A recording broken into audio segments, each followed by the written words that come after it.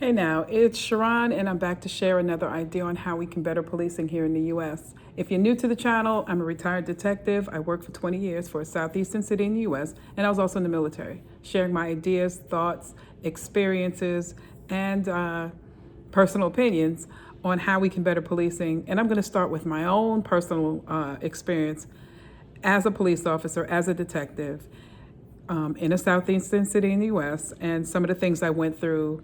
A lot of the things I went through while being ostracized and retaliated against for simply telling the truth, and some of the things and problems that I see that can be fixed. And so with that being said, I just want to share a quick experience, if you will. Going through the academy was hard.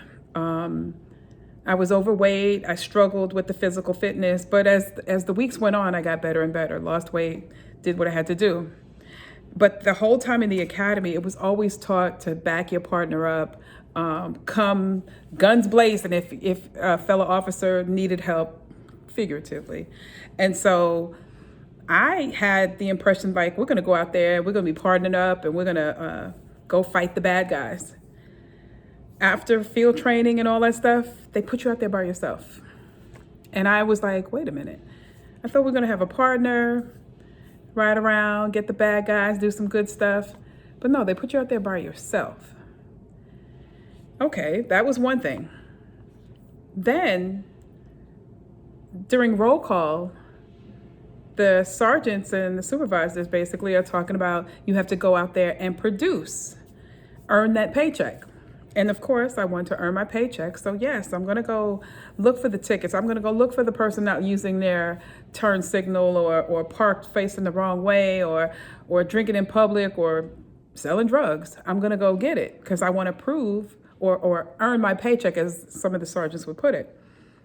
And so now I gotta try to outdo the next person because we had one lieutenant. He was just very numbers oriented.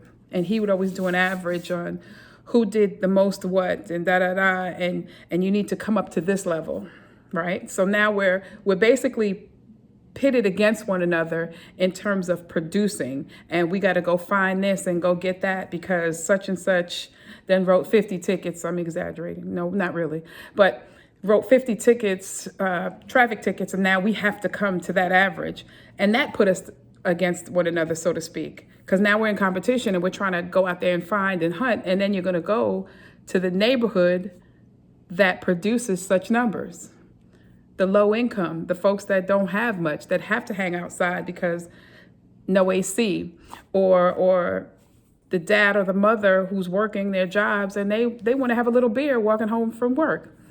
They're going to get caught up, and they did. I watched it. I was part of it. And so I started to think about all that stuff and how in the academy it was taught back your partner up, listen out for this, that, and the other thing, basically have each other's back no matter what.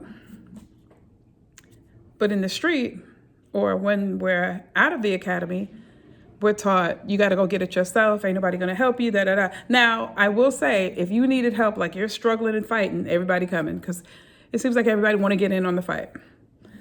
But when it's time to get those numbers and produce, you're on your own. And so I started to, like I said, that was 6 or 7 years into my career where I was called in to tell the truth, and I told the truth. Ostracized, retaliated against. And I started to think about who I was and what made me who I was. You know, I thought it was the badge and gun at one time, and that's not it. So I started to look into who I was, doing the DNA test, researching, and but I'm 97% African, right? And I looked up a philosophy. It's an African philosophy called Ubuntu, which means I am because we are. And it's a philosophy centered around my achievements, my success belongs to the community. But here, just in the academy alone, I'm taught, okay, back your partner up. But then when we get in the street, my success depends on me. So it's contradicting some things because I grew up in the basically Ubuntu, meaning we took care of each other. Like my little grocery store paycheck that I was working. I would go buy groceries for the house and things like that. I grew up like that. And so here I am, a police officer. And yes, we're in the academy, we're going through it together. And I still have some friends from the academy to this day. That was almost 30 years ago now, almost. I still have a couple of friends, people that I talk to and stuff. But when you get out in the street, it's all for self. Those two can't mesh. They're gonna clash and cause some mental things going on. At least it did for me. And so I see that as being something that needs to be worked on in the academy, basically leading up to the academy, getting in the academy, and then coming out. You have to have the same mindset, especially with the younger generation coming in with all the gadgets and the social media and just instant information. Somehow we're going to have to sit down, think of things before the academy that they could do while they're in the academy. And then when they get out, the same mindset is, I am because we are, when you go into the community.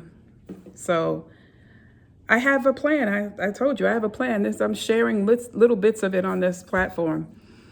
And I'll leave it at that. I give you an example. Volunteering.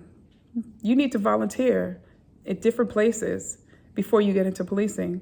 If you come from an all-white town and you've only dealt with white folks, I need you to go volunteer where there are people of color. If you have no brothers and sisters, I need you to go volunteer at maybe PAL or something like that to interact with kids and see how they get along, and because you're going to get plenty of those calls.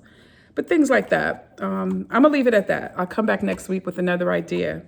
My book. Here's my book. My Middle Eastern Conflict, Looking Back at My Future. Take a look at the book. Take a look at the title, the cover page. It's about going through retaliation and ostracism from my fellow police officers, the things that I discovered about myself, the revelation that I got. I share a lot of that in the book. It's on lulu.com, LULU.com. It's $15.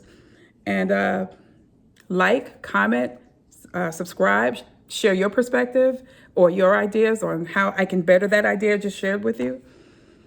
And that's it. Until next week, all right? As is our tradition. You don't necessarily have to go through a thing to learn from it. Talk to you later. Bye.